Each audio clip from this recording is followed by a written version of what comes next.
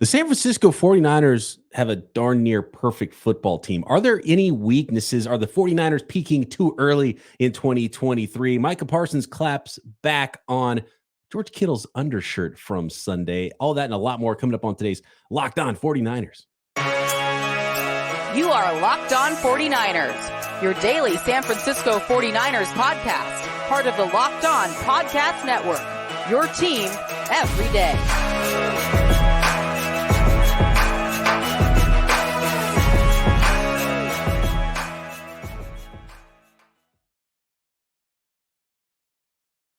Welcome to Locked On 49ers. Brian Peacock and Eric Crocker at BD Peacock at Eric_Crocker. Thanks everybody for making us your first listen on the Locked On Podcast Network, your team every day. Appreciate all the everydayers out there. Make sure you are subscribed on YouTube and everywhere you get your podcast. Today's episode is brought to you by Gametime. Download the Gametime app, create an account, and use code LOCKEDONNFL for $20 off your first ticket purchase. Last minute tickets, lowest price guaranteed. All right, Croc. Off the air yesterday and today a little bit, we were talking about, man, you know, it's easier to find a fault post game, especially on a Tuesday morning episode, you know, Monday afternoon when we're recording this, Monday evening. And after a game, it's easier to say, okay, let's critique. Let's see where the 49ers can get better. Let's see where you can self-scout and fix this thing, right? And when the 49ers play as good as they have through 5 weeks and then completely dismantle a team like the Dallas Cowboys that is supposed to be a pretty good team and their biggest opponent yet, their toughest task yet, and they play so good on offense, defense, special teams, it's hard to find that thing. Like, where, Croc, do you even nitpick the 49ers right now? And if anything, could the worry possibly be that, man, they're peaking too early? They're playing too good in week 5. Are they going to keep this up at this level all year long? Because it's almost like you want to put them on ice and be like, okay, let's stay healthy for 12 weeks, for 15 weeks or whatever it is, right? Because the level the 49ers are playing right now, it's hard to even nitpick a weakness. Yeah, if you go back to 2019 when the 49ers started off, 8-0 to begin the season, you could still see areas where they could improve. You know, the receiver room, they ended up having to trade for Emmanuel Sanders, and you felt that, like you felt kind of that need. The offense, it was kind of starting off a little slow, and that was part of one of the things that, you know, a lot of people thought, like, oh man, it's going to take a little bit of time with this offense, and you have Brock Purdy's coming back from an elbow surgery, and it's going to take time. Well, not only has it not taken time for Brock Purdy, who looks exceptional, the rest of the offense and really the defense as well, everybody's kind of firing on all cylinders. You're coming off of these games where you're really destroying teams, kind of obliterating them, and it is hard to kind of find faults or areas of improvement. Are the 49ers peaking too early? I wouldn't say that. I'd say as long as they're healthy, they're going to be this team. And that's not to say that there won't be a loss here and there, but ultimately they play well, they're clicking, they're very well coached, and as of right now, they're fairly healthy as well, outside of a game here and there that, Brandon Ayuk missed, or Deebo Samuel being banged up is still playing. But it's fun. It's fun to watch them and what they look like at their full potential with the way that this roster is constructed. You mentioned the trade deadline and the Emmanuel Sanders move, and I think the 49ers could still have some more moves under their belt here coming up at the trade deadline at the end of this month. But they've already made one move, and we hadn't had a chance to talk about it because it happened over the weekend, and we were talking just yesterday, obviously, about the game at hand on Sunday. So Randy Gregory, former Dallas Cowboy, former Denver Bronco now. The 49ers traded for Randy Gregory. The Broncos paid his entire salary. So for the Broncos, it was the same as if they were going to cut him. So all those guarantees for this year, they took on, and then there's no more guaranteed money in the future for Randy Gregory. He does have a $14 million salary for the next couple of years, so the 49ers can cut him for nothing in the offseason if they want to. They could restructure the contract, renegotiate it, or anything like that. But for this season, he's making the veteran minimum. And all the 49ers had to give up, Croc, was a swap of 6th and 7th round picks. Now, if the 49ers go and win a Super Bowl, and it's looking like the Denver Broncos might be the worst team in the NFL, they might be swapping the last pick in the 6th round for the first pick in the 7th round. So there'd be like a handful of comp picks in between, the 49ers of which have one of those 6th round comp picks too. So like it's borderline zero that they paid for a free Randy Gregory who's a physical specimen, has never really hit his ceiling on what he could be in the NFL, and clearly signed a contract with the Denver Broncos that they didn't want to see the end of. What are your thoughts on Randy Gregory and his fit on the defense? I love it, right? It was very clear from the jump that the 49ers are going to have to rely on Drake Jackson to kind of really bring home everything. And you want him to be this terrific bookend. Well, one thing about Drake Jackson, it was more hopeful with him, and there's still time. But, we've talked about it, right? Like just the value of players and kind of where they're taking it. 49ers have been able to get guys that contribute all over the field. But edge rushers, more times than not, like the guys that are really going to be like legit starters are drafted high. They're drafted high first round, high second round, maybe. And every once in a while, you get lucky with a guy like Max Crosby. And most people just don't, right? That was drafted in the 4th round. So with Drake Jackson, he essentially was almost a 3rd round pick. We're talking about the 61st pick in the draft. Whatever you got from him was going to be a bonus. And that's not to say that it hasn't worked out, but he might just be someone that is supposed to be more of a rotation type guy. Now, if that is what he's going to be, then you do have to figure out, all right, he is more of a rotation guy. Can we get someone that can be a full-time guy? And I remember last night I was watching the game, and they're announcing the players, Nick Bosa, Ohio State, Clelin Ferrell, right? Like Clelin Ferrell was the other starter. And I think ideally in a perfect world, you would like someone of Randy Gregory's caliber to be that booking guy that's your starter, and then let Ferrell and let Drake Jackson be able to rotate off of him. And Ferrell, much like with the Raiders previously, isn't providing a lot of juice off the edge. I think he's a bigger bodied end and a pretty stout run defender, which is why he gets the quote unquote starts. He's in there on the earlier downs, and they're kind of filtering guys through there. Also a bummer that Kerry Hyder is the odd man out for Randy Gregory to come in too. As Kerry Hyder's been a really good 49er. We'll see if he ends up coming back, and I haven't seen any news on that one quite yet. But Randy Gregory, you look at his stats and they're kind of underwhelming, but he was a 1st round caliber guy, even though he fell in the draft because he had some off-field stuff, and a lot of it was marijuana, which is not something they test for. That's really illegal for NFL players anymore. So he doesn't have to worry about that. But 2015 draft class, and he's 6'5". He was really skinny too. He came in pretty undersized after missing some time at Nebraska in his final college season. He's only 235 pounds at the combine. I think he's listed at 255 now, but prototype length, explosive guy, ran a 4.6 coming out. So he's got that explosiveness off the edge. That's the type of player he is. I have seen some clips of him moving around and really giving guards some problems on some passing downs. And I know we've seen that with guys like Arden Key with Chris Kocurek in the past too. So I'm interested to see how he's utilized, and it's the perfect guy who comes in for basically free, that has this level of talent that Chris Kocurek has been able to coach out of guys and get the most out of them and squeeze every drop of talent out of them. So that's why I'm excited for Randy Gregory, because it costs nothing. They can cut him tomorrow if they want, and can really provide some juice even in a part-time role for the 49ers defense. He was a big part of that 2021 Dallas Cowboy defense. Like, that was a legit defense, and he was a big part of it. Now, he also was a big part of really helping the 49ers during that time, because he had multiple penalties in that playoff game. So there is kind of this bonehead aspect to some of his decision making, and you talked about him kind of going back, college, and why he dropped a little bit in that process. But if you're just talking purely talent and ability and how he could potentially fit on his 49ers, I think he comes in and right away he's the second most talented edge rusher for the 49ers. Now, again, what production are you going to get out of him? How is Kocurek going to use him? That remains to be seen. But clearly making a move like this for this caliber of a guy, I think it kind of means that the others are cool, you like them, but just more rotation pieces. Yeah. And it was one of the weaknesses that you thought the 49ers might potentially address in the offseason or at the deadline, and they got in a little before the deadline here from the Denver Broncos. I do want to talk about some more potential trade deadline names. There's another big name that we haven't talked about yet that's kind of been thrown out there from the Denver Broncos. And according to Adam Schefter, that Randy Gregory was the first player the Broncos have traded this season, but might not be the last. Denver has gotten calls about other players as well and could be active ahead of the October 31 trade deadline, depending on how the next few weeks go per sources. And since that, they have actually lost another game to the New York Jets on Sunday.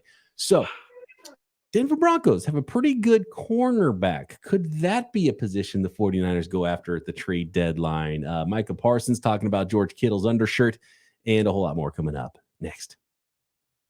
Today's episode of Locked On 49ers is brought to you by Gametime, you shouldn't have to worry when you're buying tickets, right, to the next big event. It shouldn't be a bummer and a hassle to get tickets. You should be excited about that event. So that's why with killer last minute deals, all in prices, and views from your seat before you buy, and their best price guarantee, Gametime takes the guesswork out of buying tickets. Gametime is the fast and easy way to buy tickets for all the sporting events, music, comedy, theater events near you. Last minute tickets, flash deals. There's easy to find and buy tickets for really any kind of event in your area. And one of the best features is you get a view from your seat before you buy. So you know exactly what to expect with a lowest price guarantee from Gametime. The guarantee means you'll always get the best price. If you find tickets in the same section or row for less, Gametime will credit you 110% of the difference. And Gametime has deals right up to the start of an event, and even an hour after the event starts. It's the place to find last minute seats. So take the guesswork out of buying tickets with Gametime. Download the Gametime app, create an account, and use code LOCKEDONNFL for $20 off your first purchase. Terms apply. Again, create an account and redeem code LOCKEDONNFL for $20 off. Download Gametime today. Last minute tickets, lowest price guaranteed. Patrick Surtain, what do you think, Croc? I mean, we're talking at least a first, probably 2 first-round picks would be the asking price for somebody like that.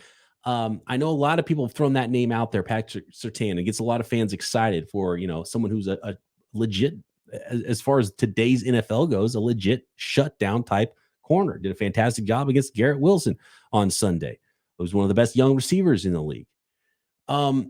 I have a hard time believing that the Broncos would trade, despite where they're at, to trade someone as young and as good, because he's the kind of person you want to build around. But Pat Surtain Sr. Was kind of clowning on the Denver Broncos organization, the former Miami Dolphin Pat Surtain the first, and that was after the 70-point debacle from the Denver Broncos defense against those Miami Dolphins. So if there's maybe some sort of a checkout, some sort of some bad vibes there, maybe a player that they know they're not going to be able to keep long-term and re-sign, maybe they would be willing to listen to offers on Patrick Surtain. What are your thoughts there? Do you think the 49ers can afford and should go that big if they went shopping at the trade deadline? I love this question. And when it was first brought up to us, probably a couple of weeks ago, right, we kind of dismissed it. And fans were like, "You're going to talk about Patrick Surtain?" And you and I were like, where is this even coming from, right? But now as things start to play out a little bit more, and you look at the situation over there in Denver, it's terrible. It's a disaster. And if you are able to get back capital, maybe even 2 first-round picks for a cornerback, which typically we're not talking about edge rusher, right? Cornerbacks, you don't typically build around a corner.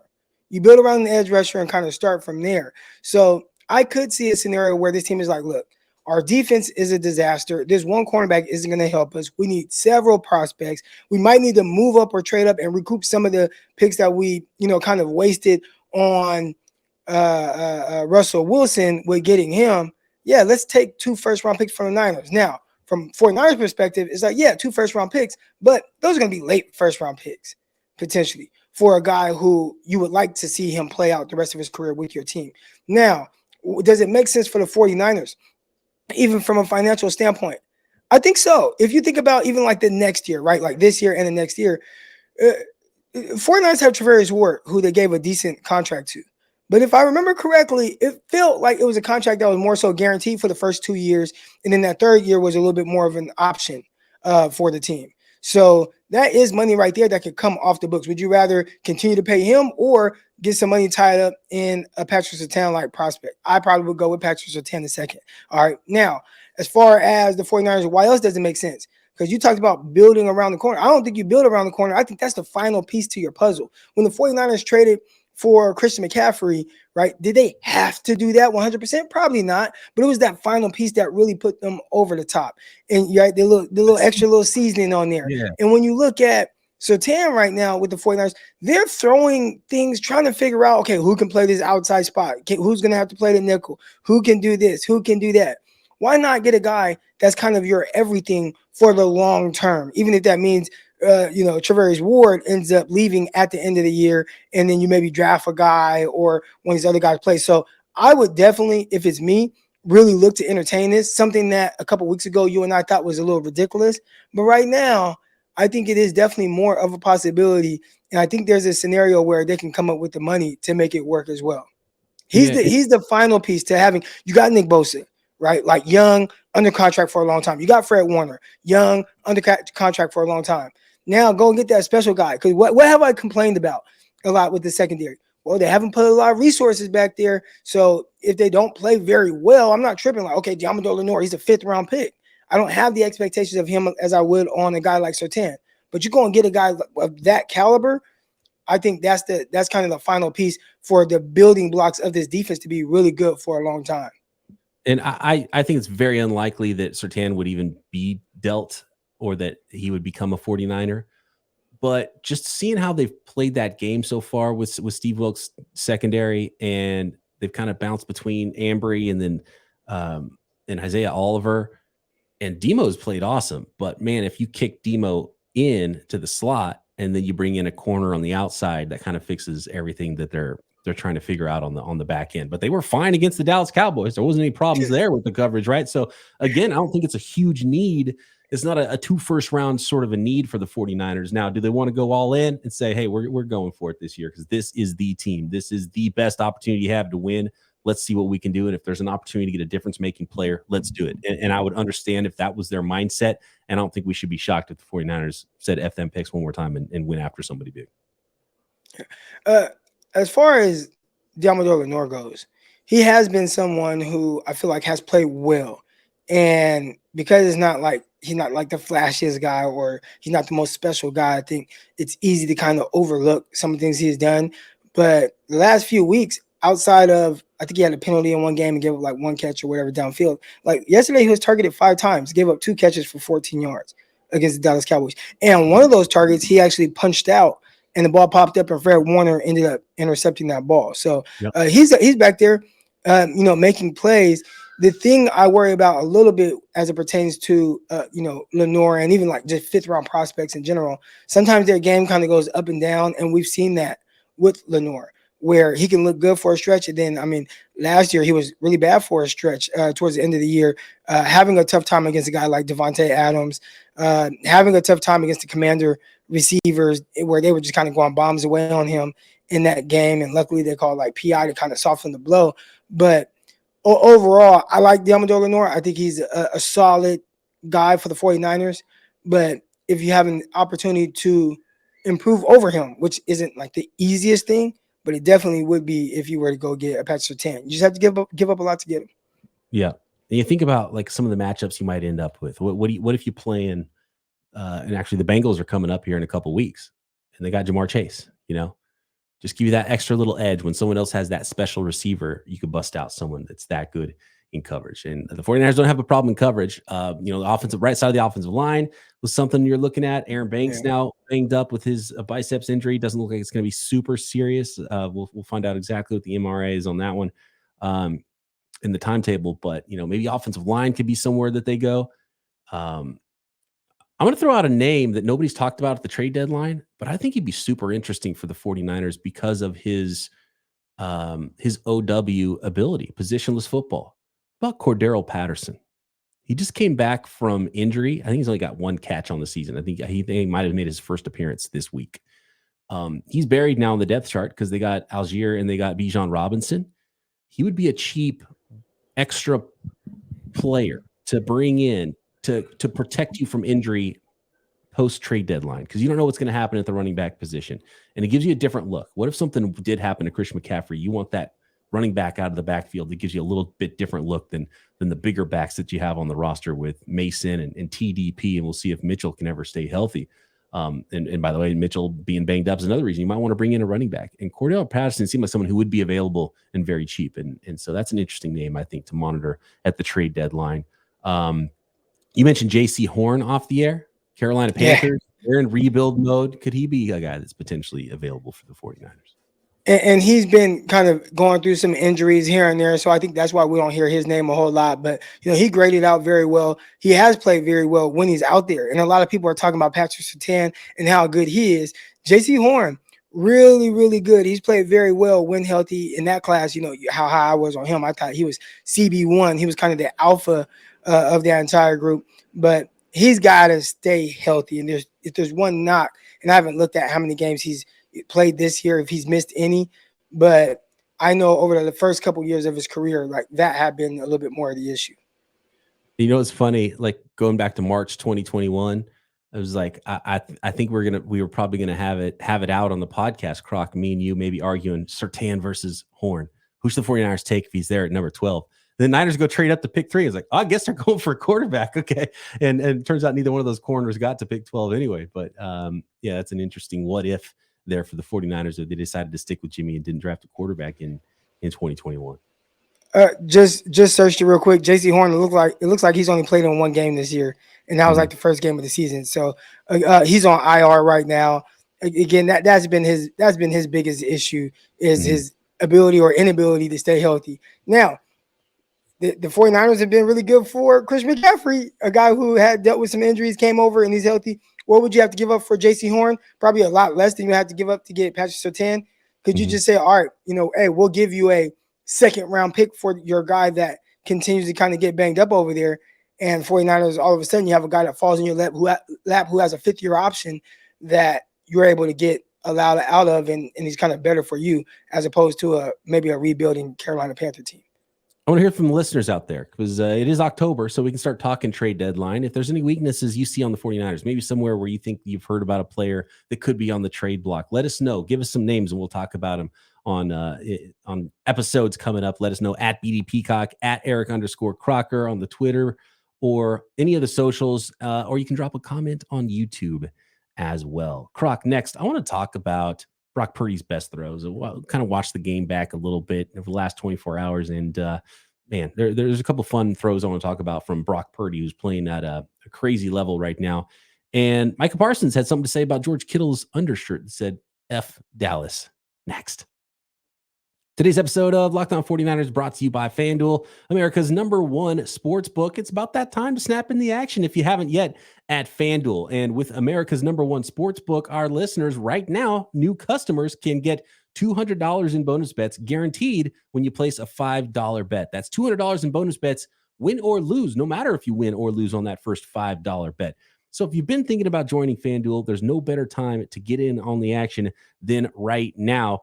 The app is super easy to use. It's safe. There's a wide range of betting options, including not just NFL football, but NBA basketball, playoff Major League Baseball, college football, spreads, player props, over-unders, parlays, and so much more. And all you got to do is visit FanDuel.com/lockedon to get that bonus $200 in bets when you place that $5 bet for new customers. Again, FanDuel.com/lockedon. FanDuel, official partner of the NFL. Let's go to Purdy first, and then we'll finish with the Parsons Kittle beef. That is going to be a fun one if it gets back to the playoffs. And with Purdy, just a couple of throws I want to talk about really quick. First of all, the first touchdown pass to George Kittle, and like how awesome was it to see him roll down the field on the Cowboys and score. And just watching Brock Purdy operate, he is like the smoothest dude in the league right now. There's no panic whatsoever. He knows the concept. He sees that it can be open, but he has to buy time. There's pressure coming off the edge around McKivitz on the right. I think it was DeMarcus Lawrence. But he steps up in the pocket, buys some time, rolls out a little bit, using that athleticism. But it's not panic. It's not frenetic pace. It's just like, okay, I'm going to buy some time and find some space here. George Kittle breaks open, hits him in the back of the end zone. Beautiful pass, and makes it look so easy and so smooth. And it's all 4 of his touchdown passes were outside the pocket. One was obviously a flea flicker. But it's not just like he's ABC. Okay, this guy's open, 3-step drop, 5-step drop. It's like he's making plays and he's moving around and he's anticipating. And so it's so fun to watch him play and just how smooth that look, watching him step up in the pocket and make a play. I'm blown away that people still aren't sold on Brock Purdy because he just keeps proving it every single week, Croc. I think people are kind of sold now, right? And I was one of the guys that it took a little bit, I don't even want to say longer. It just took me to see like the start of this season. I think after the Pittsburgh Steelers game. I'm like, oh yeah, I'm good. I'm all in. Like he just is what he is and is always going to look like that. And each week, I think he's kind of improved. Like, yeah, Croc, like this is just me. But then you see some of the throws that he made yesterday, and that was a terrific throw on the move touchdown to George Kittle, and you see George Kittle coming alive with 3 touchdown catches in this game. I saw Richard Sherman say, all right, like the narrative on this guy has to stop. Like you can't keep putting on him that he's 7th round, Mr. Irrelevant, and wait and see. Like what more do you want to see? And why aren't we talking about him more as an MVP candidate? So shout out to Richard Sherman, who's on national television, kind of holding that 49er flag right now for these guys. But yeah, man, you see the things that he's doing in that big time throw, the layer throw over the middle. He actually had a couple big time throws. One was to Deebo Samuel, beautiful layer throw right over the outstretched arms of the defender. Had another one in a similar spot to Brandon Ayuk that I thought was terrific. He's not just doing the throws that you kind of expect him to make, which I think I used a lot of. Now he's starting to kind of go even above that. And it feels like the more comfortable he gets with just how he's seeing the field, the more you get to see a little bit special coming out. So I don't know what the hell is going on at Iowa State for him to be the last pick in the draft. I know he had an excellent sophomore campaign, but he's been terrific for the 49ers through all of his starts. 0 losses, and that still gets overshadowed by everything else. He has not lost an NFL game yet. It's crazy. There's so many. This one from David Lombardi. The 49ers scored 30 points in 9 straight regular season games, becoming just the 5th team in NFL history to do that 9 times in a row. And those quarterbacks that did it before Brock Purdy, Kurt Warner, Tom Brady, Peyton Manning. One of those guys did it twice, but obviously. So, and now Brock Purdy joins that list. So it's like he's doing special stuff right now. And how about this for streaks? This from Nick Wagner's keeping track of some of these streaks the 49ers are on. 15 consecutive regular season wins. That ties a franchise record. 49ers went 15-1 right in 1984, which I believe is when that record was set. Christian McCaffrey, consecutive games with a touchdown, including the playoffs. That's 14 straight now for Christian McCaffrey, which is a franchise record, tied for 3rd all time. Consecutive games with at least 30 points. We just mentioned that one. And then, which is a franchise record, 5th all time. And then consecutive regular season wins by Brock Purdy to begin his career. That is 10, which is a franchise record, tied for 2nd all time. So is he behind Ben Roethlisberger? Did he win 10 straight? That rookie year? Won. His rookie year, he came in for Maddox. Tommy Maddox, is that his name? Yeah. He came in for Tommy Maddox, and I don't know if he lost. He won a bunch of games in a row. I remember they had a crazy record that year and rolled into the playoffs in his rookie season, and he had a nice streak. I don't know if it was 10 though. That might be it. I'll try to look it up while we're talking about it. And then the other 2 throws I want to talk about is maybe his best throw of the game, which was a layered throw to Brandon Ayuk, and then it got called back. And my favorite part of it, he's like, cool, no problem. You know, usually like in the past, right? You're watching teams, you're watching football games, there's some big play and there's a penalty. And it's like, it ruins the drive. You're like, oh, there's a drop or a penalty or, you know, a play gets called back and it ruins the drive. Not Brock Purdy, not the 49ers. He's like, oh, cool. I'll just make a similar throw here and I'll throw it to Deebo Samuel this time. We'll go get those yards back like nothing. And so the back-to-back throws and the way he layered those in, fantastic stuff. And so I just wanted to highlight a couple of those. It really stood out to me again. It was just like wow throws when I watched them back again. I just looked up Ben Roethlisberger. He actually lost his very first start, and then they won 13 straight after that. There you go. So okay. Not quite the Brock Purdy excellence. Just missed it. Did you see the clip, Croc, of Micah Parsons? First of all, he had something to say after the game, which is really weird. He's like, "Oh, that we aren't as bad as it looked, and what happened on the field, the score doesn't really tell the story." And I was like, "Yeah, it kind of does tell the story." In fact, the Niners fumbled on the 1 yard line. They could have put up more points against the Dallas Cowboys, and they put in their backups for 13 minutes at the end of the game. They could have 50, 70, who knows, on the Dallas Cowboys if they kept the foot on the pedal. But then he had this to say. He said to George Kittle, "Laugh now, cry later," after George Kittle wore an F Dallas shirt on Sunday Night Football, and he lifted it up so everyone could see, and then posted it himself on Instagram too. So George Kittle, no love lost there at the Dallas Cowboys, and he's trolling them.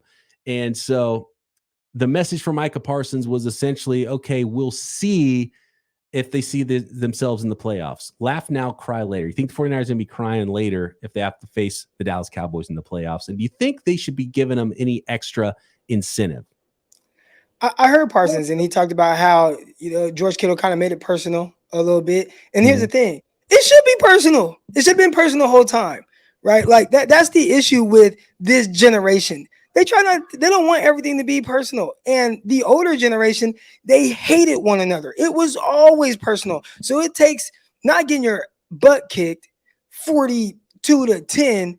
You're not going to take that personal, but because of a t-shirt that says F Dallas, like now I'm going to take this personal. That's their issue. It should have been personal the whole time. When you're playing against a team and they continue to kick your butt, it's personal. When you're playing against a team and they're standing in the way of your opportunity to be a champion, that's personal. 2 years in a row, you get knocked out by the 49ers. They came into your house, punched you in the mouth, kicked you out the playoffs. That should have been personal. Then you go to the Bay Area, they punch you in the mouth again. You get kicked out the playoffs. Like that should have been personal. But no, none of that. None of that's personal. A t-shirt? Now that's personal? Get out of here. That's why they're not at the standard of the 49ers. Because clearly the 49ers players, even though they kind of brushed off this game as it probably means more to them than us. You see that shirt, it kind of lets you know the vibes that's going on. Like that was a statement game. The 49ers got up for that game. And there were some people that asked about getting up for certain games, and you can have a game. Let's say 49ers play Cleveland and they don't play as well. I've been in situations like that where you play a team and it's just like, okay, let's prepare. We're going to win this. Okay, cool. But when you're playing a team like that, right, and okay, now we're going to get up for this game. 49ers got up for it. And you got the best version of them. And they kicked your butt. That should be personal. It's supposed to be the Cowboys Super Bowl, their regular season Super Bowl, right? The team that knocked them off, ousted them from the playoffs twice in a row. And it was the 49ers that got up for it, even more than the Cowboys. So, yeah, what's a t-shirt going to do if you couldn't get up for that one? Right. But now the t-shirt, so now it's personal. If the Cowboys do win, it's not going to be because of the t-shirt, in the postseason. It'll be because they played better that day and not because the t-shirt made it more personal. It should have been personal for them the whole time. Clearly, the 49ers, they've been taking these games more personal than Dallas. Croc, I think you should unveil that t-shirt the next time you watch the Cowboys 49ers with your brother, who's a Dallas Cowboys fan. 100%. I'll probably be ordering it today. All right. Great stuff. Thanks, everybody, for making us your first listen. Winky Wednesday tomorrow. Appreciate all the everydayers. Guys, make sure you subscribe on YouTube. Hit the thumbs up, the notification bell, so you know when we have a new pod or when we go live. And, of course, you can find us everywhere you find your podcast. Croc and I back tomorrow right here. Locked On 49ers. Subscribe to this video.